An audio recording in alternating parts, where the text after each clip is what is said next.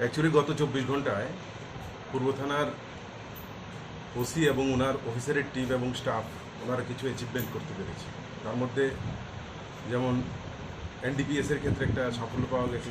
পাশাপাশি আগে যেগুলি কেসগুলিতে আপনারা জানেন বিভিন্ন বাইক রিকভারি, টমটম রিকভারি হয়েছে, ওই কেসগুলিতে আসামিদেরকে রিমান্ডে আনা হয়েছিল, ওদেরকে জিজ্ঞাসাবাদের ফলে আরও কিছু তথ্য বেরিয়ে এসছে, সেগুলির ক্ষেত্রেও অ্যারেস্ট করা এবং কিছু রিকভারি এগুলি সম্ভব হয়েছে।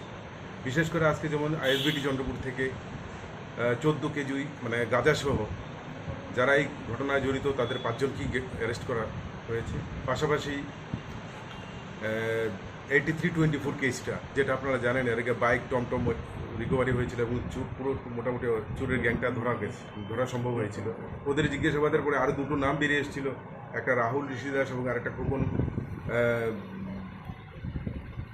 জুমন মিয়া। এদের 2জনকে অ্যারেস্ট করা সম্ভব।